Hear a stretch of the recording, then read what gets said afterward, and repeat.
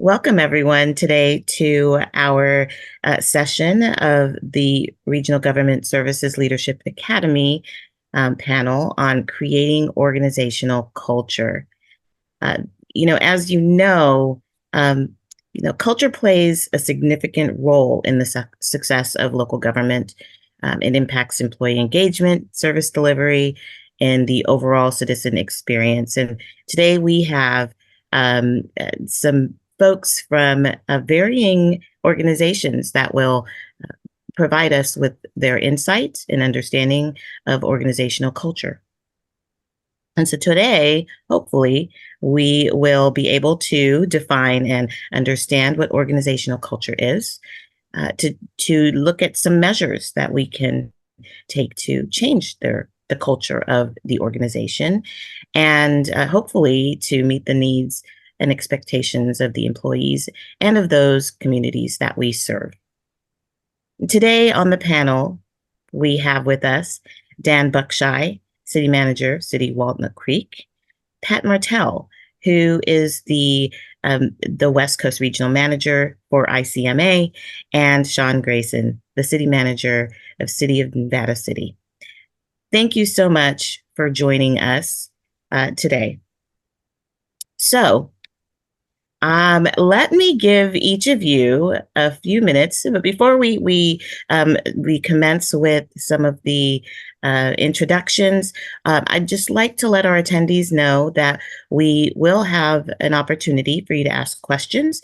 There is a Q&A feature that is there in the Zoom toolbar. And so if you leave your questions there, they can be directed to one of our panelists, or it can be open generally for any one of us to respond to. So thank you all for joining us. Let's start with Dan Buckshire. Can we get just a little bit about your role and your experience with organizational culture, and perhaps the definition and what you feel organizational culture means in the long term to the organization? Yeah, certainly happy to do so, and appreciate the opportunity to spend an hour with everybody here today to talk about this topic. From my perspective, organizational culture drives just about everything. It's really the foundation and the lifeblood of how people interact and how an organization operates. I think the most basic definition of org culture is a shared set of norms, culture, and language. But I think, a little more generally, it's really about how an organization feels and how it influences how people act and how people think. And therefore, it really does drive most everything else. I recall a saying from a long time ago. I think it's Peter Drucker, but I don't remember exactly. But it's that culture eats strategy for breakfast. And I tend to agree with that, because you can have all the business plans that you want. You can put all the strategies in place, but if it doesn't align with the culture, there'll likely be resistance. It may not be as successful as it could otherwise. So I think really understanding where people are at is really important. In the case of government, I think we'll talk about this a little bit later. Government's been around a long time in most cases. Some cities are hundreds of years old. In California, not quite as old typically, but Walnut Creek, we're 110 years old this year. So there's a lot of past practice, a lot of existing culture that's been shaped over time, and it's not something you just change overnight. You have to be very intentional. And, I'd wrap up this opening with this, in that every organization has a culture. Those that are very intentional about shaping it are those that are generally most successful, because otherwise an organization's culture will evolve on its own. There will be one, absolutely. So I've really tried to be, over my time as a city manager, a county executive prior to that, or at all levels of trying to influence in a positive way, and to do so very intentionally. Thank you. Thank you so much. Sean. Yeah, thank you. Dan, Nevada City is 168 years old this year, so just a little bit older than Walnut Creek, but not too much. Lots of history in government here. So I think, for me, a lot of similarities there. From the macro level of, I really see organizational culture as what the entire team of an organization thinks and feels, and really observed in what they say and do. I think that's a good working definition in maybe a high functioning team, or at least where everyone is in this knows they're in the same boat and they're rowing in the same direction. But in practice, there's a lot of nuance. There's certainly organizations where everyone's not rowing in the same direction. There's some organizations, particular ones I've worked with, that half is rowing in one direction or another, and even some that don't even have any oars. So I personally define organizational culture as the generally held and sustained beliefs, values, and attitudes of the team. And there's some purposeful words in there. I said generally held because you're never going to find, I shouldn't say never, but you're never going to find an organization that doesn't have outliers in their culture, where the beliefs, values, and attitudes don't really conform to the overall culture. Also purposely use the term sustained, because I've learned the hard way that there's elasticity in culture. So I come from a fire service background, and you can make very quick changes by ordering people to do things. And that will happen. People will follow the rules, but the values and attitudes don't necessarily conform to that. And even if they do for a short period of time, you get this kind of snap back to the baseline, or even a pendulum swing, the other direction, kind of fighting that. So, you know, it's an interesting culture is kind of the intersection of the people, which is the leadership side of the house, and the process, which is the organizational development side of the house. It's really what the people do, and how they approach it. Thank Uh, you. Yeah. yeah, I'm thank sorry, you. go ahead. No, that's good. We'll stop there. I'll hand it over to Pat. Fantastic. And Pat, and if you would give us some background of ICMA, what it is, for our viewers who may not know how tremendous of a service ICMA is for our public service or public sector agencies.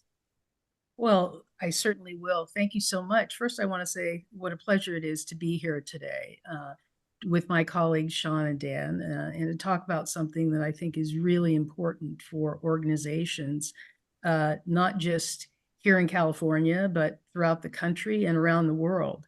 And I say that because as a retired city manager, I was a city manager for almost 40 years in California, but for the last several years, I have been the West Coast Regional Director for ICMA, the International City County Management Association. It's the premier organization for those of us who have and do work in local government or aspire to work in local government, not just here, but around the world. And so culture, I think, is something that ICMA focuses on a lot because we recognize that every community, wherever they are, relies on the members of the organization to all have a vision and be looking in the same direction. And culture drives that. It instills each person within the organization from the city manager all through the organization to various tiers among all leaders in the organization to understand why they're there, creating purpose. And most important, I think, and I think Sean mentioned this, to have a set of shared values. And for me, I think that through my own experience working in local government management and now supporting individuals like Dan and Sean and those who work in public service at the local level, both cities and counties, is to help them understand that culture changes over time. It is a function of what's going on around us. in society, and a whole lot of other issues. So one of the things that we have to be aware of, and ICMA helps our members to understand, is that we have to be adaptable. That we have to know that there are going to be shifts and changes that we have to be able to pivot in order to recognize how changes around us are going to affect our organization and how we respond to our community's needs in terms of service delivery programs, lots of things. But we have to always be aware of the changes that are around us. But I think the fundamental thing about culture that we recognize and really emphasize in training, providing professional development opportunities for those who work in local government is to understand that values drive all of it. And so values allow you to maintain that sense of consistency that both Dan and Sean talked about in your organization, while at the same time being able to pivot and respond to changes around us and how we have to adapt our organizations. So I like to think that our core values as organizations are the real basic building block of culture. And how each individual views and shares those values, those shared values, and how they implement them in their day-to-day work is what drives culture and allows it to change over time. And ICMA is here to support our members always with the development skills and competencies in order to be able to be aware of those changes and to pivot as needed. Thank you so much. Thank you all three for your insights in that. I really heard some great ways that we can consider organizational culture within our agencies. That it really is the foundation driven from our beliefs and values and attitudes, as Sean mentioned, right? And that we're each responsible for implementing those shared values to help develop the real culture, the true culture. But let's talk about how culture really impacts how we serve our community. Really thinking specifically about your organizations, those where there's that direct connection to the community, or maybe even indirect. What insights or examples can you share about how organizational culture really truly impacts the services and the overall citizen experience? Let's start with Dan. All right, two in a row. So, I was thinking about this a bit, and, to an extent, I feel like when it comes to providing services effectively, efficiently, in ways that our residents, our stakeholders, our customers, visitors want to receive them, that we're swimming upstream a bit and trying to keep up with what those changing interests are. And we've seen a lot of change with the pandemic and the way people want to receive services. And as I was preparing for this, I was thinking about why that is. And I think it boils down to an extent of why government, or in our case, local government, exists and how we're structured accordingly. And, at the most basic level, we're democratic institutions. And as such, we're designed to help support input and participation in people's local government and their local community, which takes time to have that participation. It's not designed for efficiency or for speed or turning things around quickly. And to an extent, it's almost the opposite, that we hold public hearings, we have to publish notices, we hold these meetings all for very good reason, but what can be frustrating for folks who want things to move quickly. So I feel like that's a bit of a dichotomy in terms of wanting to reach our customers in many ways and having to hold to some of these foundational democratic principles, which are absolutely imperative. Additionally, in terms of some of the structures that we have in local government, they're really designed, again, not necessarily for customer service, but for checks and balances. So a lot of our systems, I think about the budget, are the line item budget, which most governments use. It was created initially to prevent fraud, was really what it was about, to have a check and balance that could easily be monitored and managed. It's not really about explaining how programs work or to facilitate a easy discussion or communication with the community about how we're spending funds. It was more about checks and balances. Our hiring systems are really based upon a civil service system to have checks and balances to limit political patronage and bias in hiring. And as such, it takes a little longer than what it does in the private sector or elsewhere. So there are very good underpinnings, and there are reasons why we've seen this exist, because there has been abuse over time in some of these areas, sadly, but that's been proven.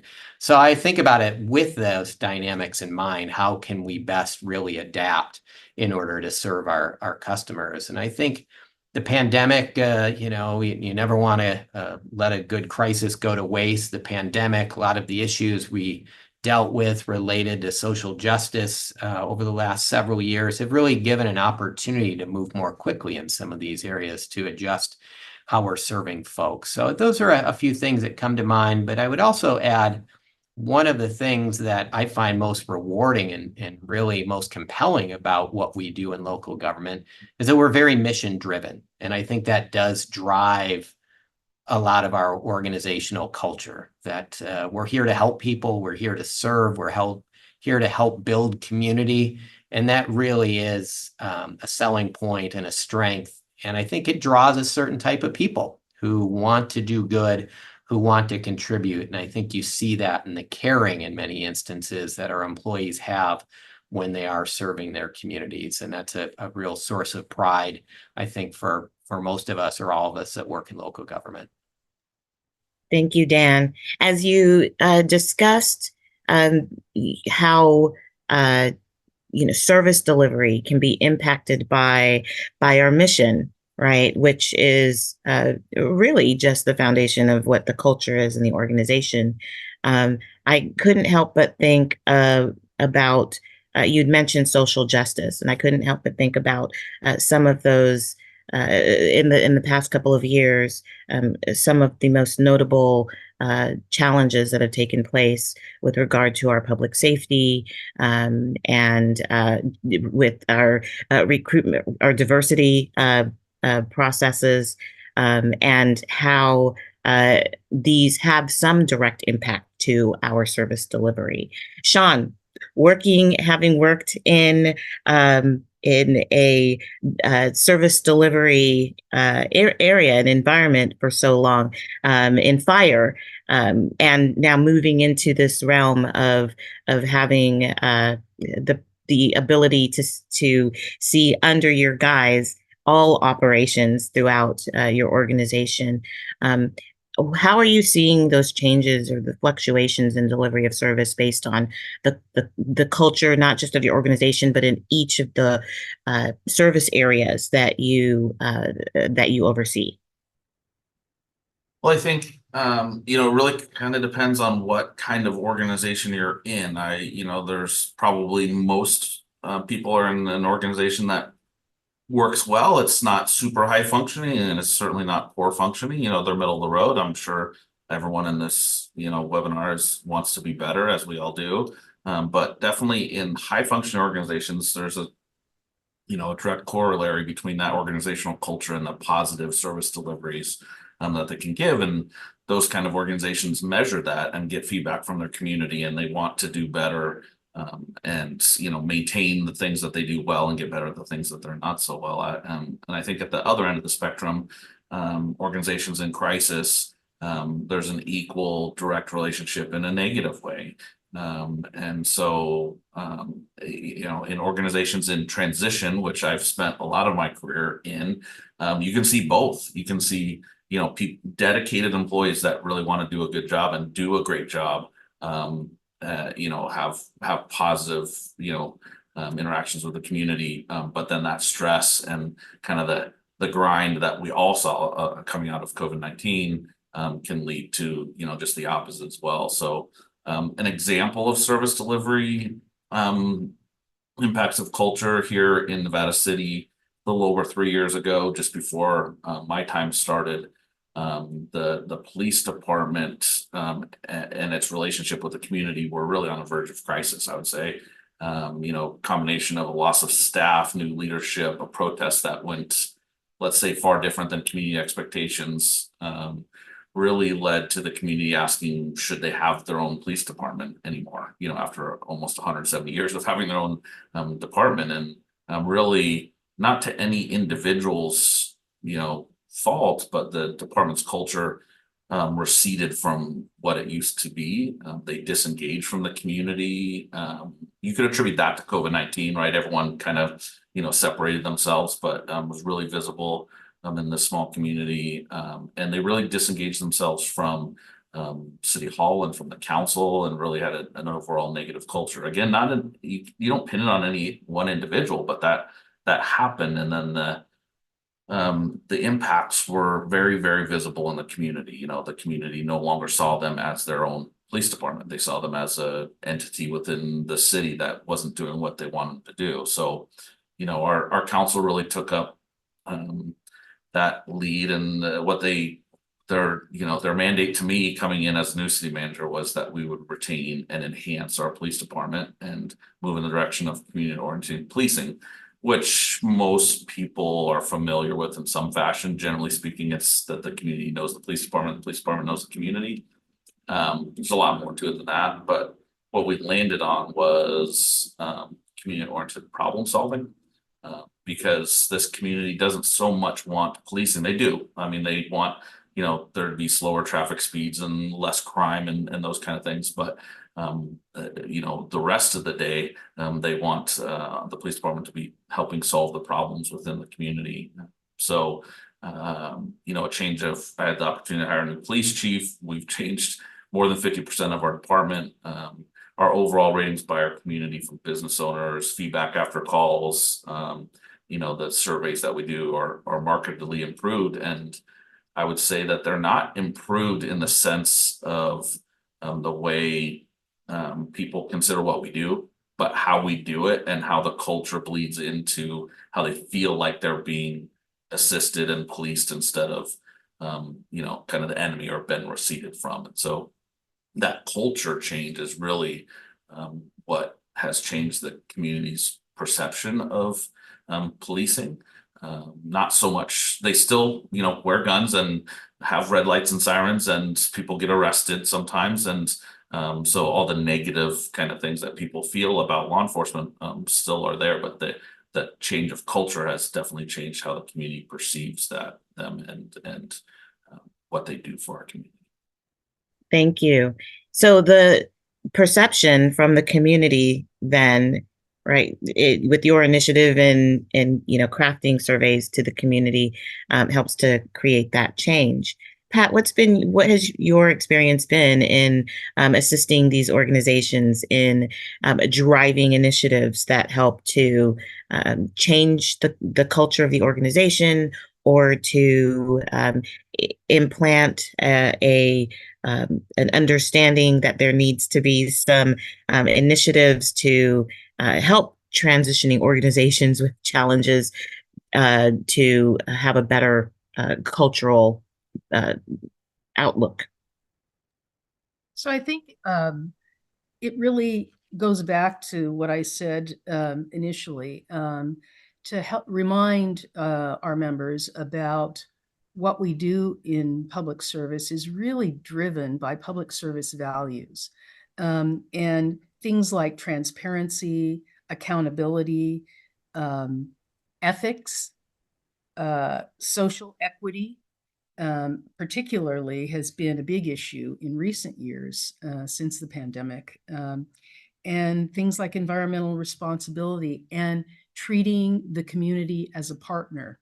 Those are all public service values that transcend all organizations, and they really sort of drive the way that we want to see our organizations unfold and how responsive we are to community needs and changing community needs. I mean, we have seen a huge change in society in the last 4 years, and it has caused us to rethink how we do the work of local government, especially, but the work in public service, and how can we build greater trust with the communities that we serve around police issues, among a lot of different issues that have risen to the surface in recent years and have been challenging both the cultures that existed before and how we are reinventing or reimagining those cultures today to be responsive to those changes in society and how they impact our organization. But the same public service values that have always existed remain in place, and we build on them. Being more transparent means opening up what we do in government to the public and inviting them in to be our partners, to share with us what their needs are and how we can do things differently and be more responsive and treat them as a real partner. Because in essence, the people that we serve in communities everywhere, it's their cities. It's not our cities. As those who serve the public, we're there to respond to them, to change as needed, and to not always have the mindset, which has driven a lot of culture in the past, that this is the way we've always done things. Well, we found out that all of the ways that we used to do things had to be set aside, and now we're doing things differently. So I think we need to always focus on those basic public service values that drive our relationship to all of those in our organization, but more importantly, the relationship that we are constantly building with the residents that we serve. Because one of the things that we try to instill in our members in ICMA is that our job is to help to build trust within our organizations and with the residents we serve. Because as we build trust with the residents we serve, we're enhancing their confidence in local government. And that's our job, is to make them believe in what we do and feel confident in what we do, and that we are there for the right reasons to serve them. I really like that you characterized the community as the partner. And, they are very much so a large stakeholder in what we do internally as organizations, and how we like to see ourselves as organizations. Dan, so we heard from Sean about some specific initiatives that he took in shaping the culture of his organization. Are there any specific strategies that you've implemented or witnessed that might shape or improve the culture, or has? Yeah, I think there's a few things. One that comes to mind that's more recent that a lot of folks are probably dealing with is we changed to a hybrid work environment here in Walnut Creek.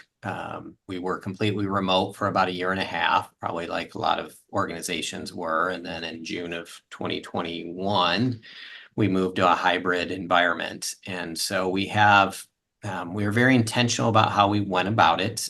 What we've experienced, I think this especially the case in the Bay Area, where people have long commutes.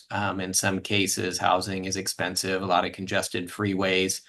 Folks really liked working from home, and the labor market has effectively demanded that, at least in this area. And so what we wanted to do is provide flexibility, recognize the realities of the situation, and yet want to maintain a sense of connection in the organization. And we pride ourselves in Walnut Creek of having a very positive organizational culture. There's a sense of family to an extent here, and it's really what makes Walnut Creek special and adds to our culture. And we wanted to maintain that. And interestingly, we heard from folks. I thought folks were going to want to stay remote completely, but when we touched base, I heard a lot that folks wanted to be back in the office to an extent. So we went through a lot, but we tried to balance that sense of connection with flexibility. So we allow folks to work remotely 2 days a week out of the 5, and 2 days of the week, everybody's in the office on the same days. So Tuesdays and Wednesdays are what we call our collaboration days. It's when we do our celebrations. It's when we have our meetings that are really should be better in person and remote, where there's a greater sense of connection. And it seems to be working. It's been well received. I would also say, though, that it places a bit more of a burden on supervisors and managers, a little different type of management required. Obviously, you don't have eyes on people as much. You have to manage by objective, requires, something that Pat mentioned, I think Sean did as well, of having that high level of trust, and that foundation needs to be there. And when that's in place, this works exceptionally well. So, that's something that comes to mind. Something else that we're working on is we've had a lot of change in our organization over the past 4 years. A third of our employees are new since COVID. We had a lot of retirements. We've had a lot of folks, because the job market's tight, leave for promotions elsewhere. And Walnut Creek is a place where people generally come and stay for a long time, but that is not our current reality. So what we're trying to do is really recognize that we have a lot of new folks who didn't know what Walnut Creek was like prior to the pandemic. They only know the current environment. So how do we help them feel that sense of connection and feel ownership for the organization and moving things forward? So we've created, we're in the midst of it. We're somewhat early on of an employee-led effort to create the future of Walnut Creek, of our organization. And we're really focusing on a few key areas. One being customer service, recognizing that people want to receive services differently. We went from, before the pandemic, we used to have about 50 visitors a day to City Hall. Now we have 5 to 10. And it's not that demand is dropped, it's that folks are receiving those services differently, whether it be online or through the phone, whatever the case may be. People learned, we don't take it personally, but if you don't have to come into City Hall to pick up a permit, why would you? And so how can we best recognize that reality and adjust? And so we're rethinking that from our various service lines. Heavy focus on staffing and succession planning. How can we best equip our folks, be thinking about growth opportunities? How can we recruit?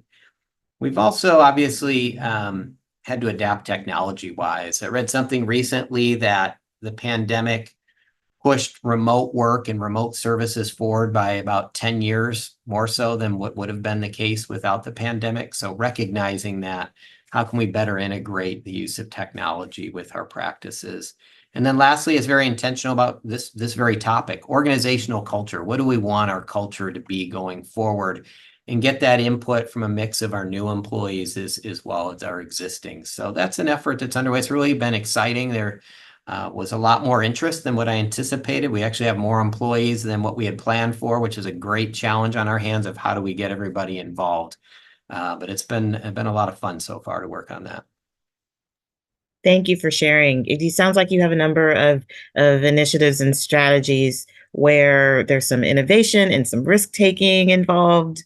Pat, working with many different organizations, and even while you served as city manager, what innovation is important for government overall to adapt to serve effectively. How does the current culture encourage or discourage innovation within the organizations that you've seen? I know AI especially has been particularly one of them, but then even things like moving remote to a remote environment can be just as challenging. So one of the things that we've observed, again, dating back to the pandemic, because I think that has really been a pivotal point in our histories in local government, where there has been such dramatic change out of, not by choice necessarily, it was forced, but in many instances that being forced into change sometimes can be very effective. And we have seen that among local governments everywhere. We've had to rethink the way that we do things. So the examples that Dan has given about remote work and changing the relationship with the community and how they receive services, all of those things have been very, very important to shifting organizational culture to meet the needs of the community better, but also equally important to meet the needs of employees within the organization. But I will cite one thing that has been a real dramatic shift that is driving a lot of cultural change today in cities and counties. And that is that since the pandemic, as a result of remote work and a whole lot of other things, the great resignation that has occurred in the workforce in general, but also in public service, in local government, is that there is much more competition for talent today. because we've seen a lot of people and are seeing a lot of people who are retiring out. And those in the organization who have prepared to advance are moving up. But now bringing in new and younger talent into public service to replace those who are moving up is becoming challenging. And so organizations are really focusing on culture now, because that's the competitive edge that they have in terms of gaining new talent through recruitment and retaining them. And with the younger generation now, or entering the workforce, those who are early in their careers, like many of the people who may be on this webinar today, or those who are transitioning out of college into public service, there's great competition. And one of the big drivers for people looking at potential employers is culture. They want to know what kind of a culture they're going to be in if they choose one city or county over another, and what we have to offer in each of those organizations in terms of flexibility with work, like Dan was mentioning, the ability to have training and development opportunities, to get mentoring in the organization about what their future may look like as they advance in their careers, a whole variety of more personal kinds of things that values that people hold in wanting to get a job. They want to know that that's what they're going to get in this particular organization or that organization. And so much more emphasis has been placed on how do we meet the needs, not just of our current workforce, but the changing workforce and those who we're seeking to come to work for us. And so, as Dan mentioned, many organizations are putting together teams to identify ways that they can evolve the culture. What are the things that can make the culture more flexible? What are the things that people really need in terms of support and for training, development, and career advancement? The access that they want. So one of the things that has been a big push as well since the pandemic has been diversity and inclusion, and our real focus on creating a diverse workforce in organizations that may not have been as diverse. But diversity alone does not solve the problem of culture. It's inclusion, because people want to know when they come to your organization or when they are working in your organization that they will be heard, that their opinions matter, that their perspectives matter, that there's a seat at the table for them around decision making and projects that will help advance their career. So all of those things come into play in organizations today, and many, many cities and counties are focusing on how can they sharpen all of those areas and create a culture that makes them an employer of choice. And I think it's a great thing, because it's making lots of great employers of choice, lots of great organizations like Dan's and Sean's and so many more. But we're focusing more on that because that's the future of our workforce in the public service. Yes, thank you. Sean, I want to give you an opportunity to respond to the risk-taking and innovation that we were talking about before. But I do want to pivot to that diversity and inclusion discussion that Pat was just talking about. But I really want to hear, what kinds of measures have you been taking in your organization that are outside the scope, outside of the box? Well, I don't know if it's really outside the box. It's probably actually, older thinking, but certainly COVID-19 and other things have really changed the landscape as far as being able to hire the best people for positions. It doesn't matter if you're on a small community or a large community, and really how much you pay doesn't matter either. You fly a job for XYZ position today, you're getting a very different pool of candidates than you did before.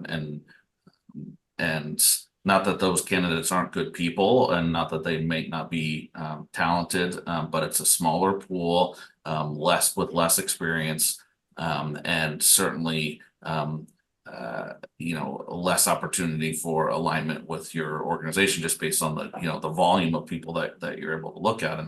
And so that intersects with diversity, equity, and inclusion, in that if you're always going to the outside for trying to pick up somebody else's talent, you're also it speaks a little bit to how your organization, empowers and develops the people that are already there.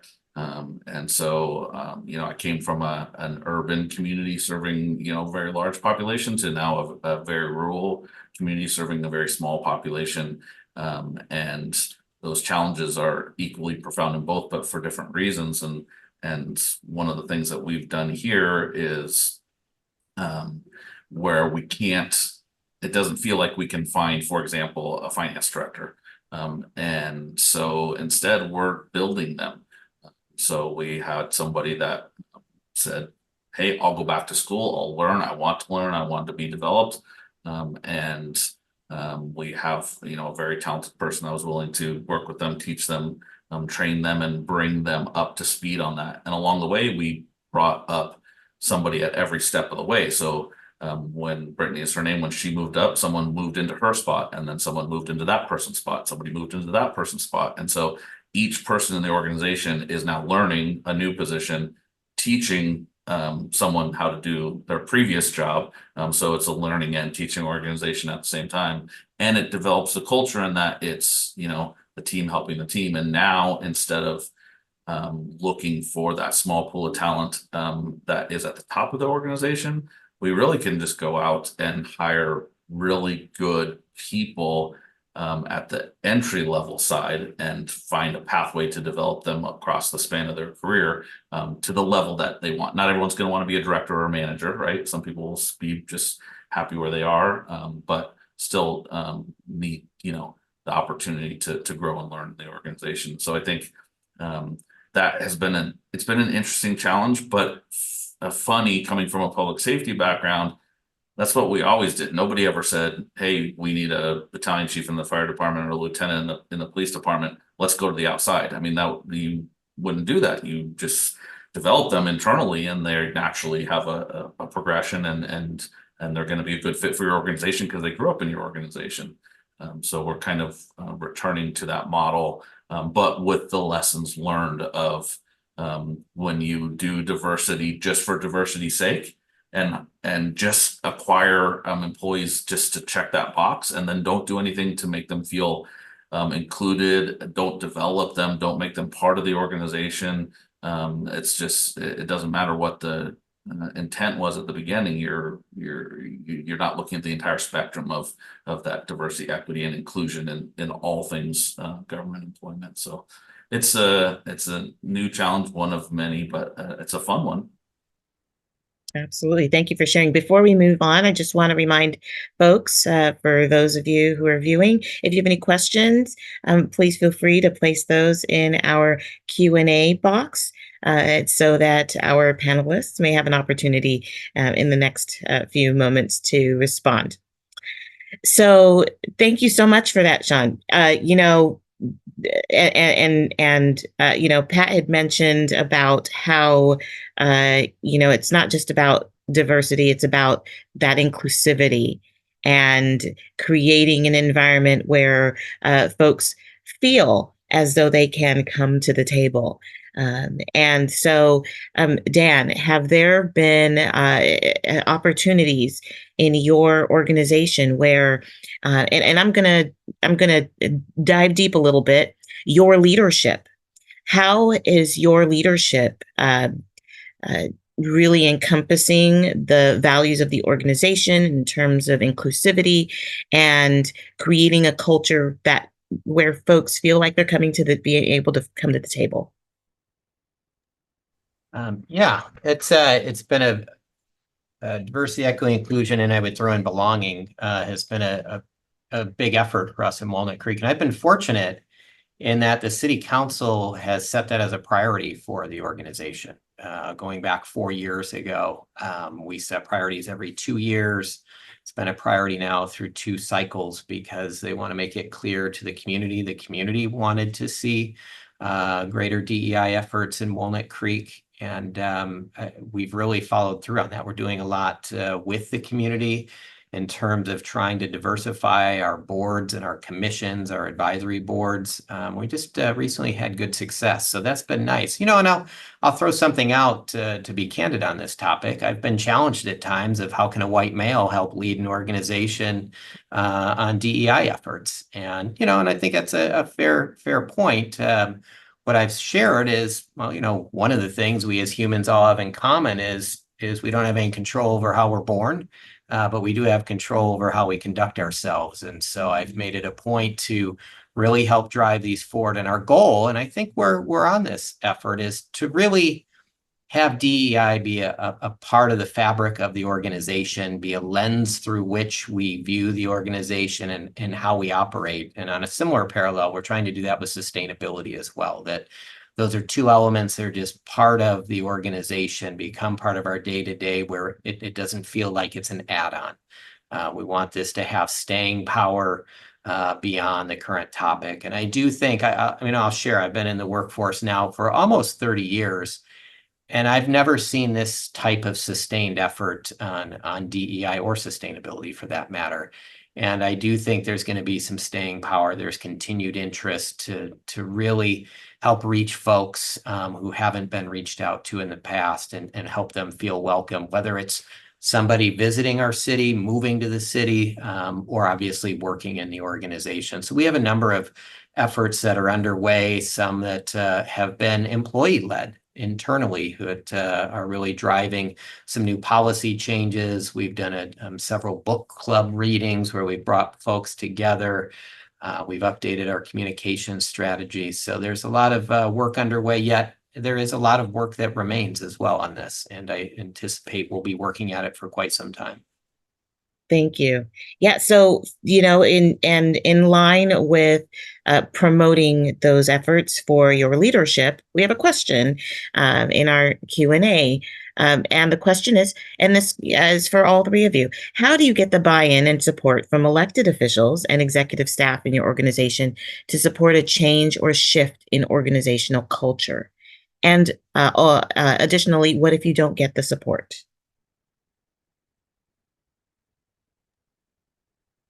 Sean. I unclicked my mute button. I think that sustained effective change in an organization has to include all levels.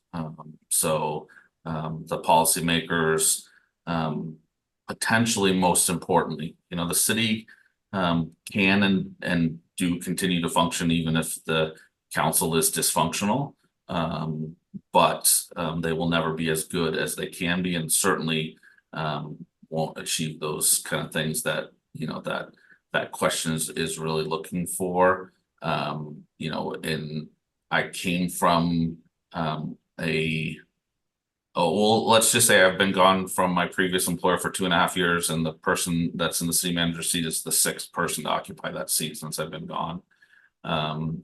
That creates a challenge that may be insurmountable for the organization to overcome when you're looking to get buy-in from the rest of the organization. Whereas where I am now, an incredibly supportive council who, supported a community-driven strategic planning process where we got stakeholder input on all the things that we do, from our mission, our vision, our value statements, through our strategic initiatives, our goals and objectives, and how we translate the funds that the community gives us into service delivery in the community.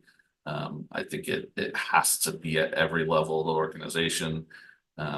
You can do it without the support of the elected officials, but you can only take it so far, because you get to a point where those individuals are banging their head, proverbially, hopefully not really, against that brick wall of the conflict between what the community may want and what the elected officials are asking staff to do. And that's the fun part of being a city manager, is you have those 5 or 7 bosses that you can help guide. You don't get a vote, and you don't ask them what their vote's going to be, but you can help guide them to decision making on best practices, best policies that really will enable your workforce to do more. If they choose not to do that, that's up to them, but it definitely is limiting. I can tell you from experience. I'm sure there's plenty of people in the audience that work in those kind of organizations. But my suggestion or my wholeheartedly is, be a good leader, be a good follower. You can make those changes. You can make those changes in the workforce. You can make those changes with your elected officials. Share with them how you could be better for the community if you had the support at the policy level. It's not a fun conversation, but it can make the place better. Thank you, Pat. So I would make the argument that the ideas about culture that we've been talking about today and how they drive the success or lack of success in an organization, whether it's a public organization or a private one, culture drives everything that we do. So there's empirical evidence, there's research that supports a business case about the impact of culture on a business, whether it's a public business or a private business. How the workforce responds to the organization in which they work based on cultural attributes and values is enormously important. And so sometimes I think when we talk about some of these ideas around culture that elected officials may think, oh, well, that's all fine and dandy, but you need to be focusing on work. Well, it is focusing on work when you talk about culture. There's a business case, and you can make the case about why, for example, things like employee engagement, involvement occur because of culture, because of having a seat at the table for employees, for them feeling valued, for their voices being heard, for them being recognized for the contributions that they're making to an organization. All the various things, elements that drive culture and drive success in an organization. There's empirical evidence that it's better when you are focused and intentional about developing a culture that is inclusive of all voices and perspectives, and where people are recognized and where people are supported through training and development. Everything that we've talked about today, you can make a solid business case for. So when there are elected officials or especially department heads that don't buy into it, there's plenty that can be done to help them to understand that we're not doing our jobs effectively as public sector leaders if we are not leading the cultural changes that are necessary and helping to build a strong culture within our organizations.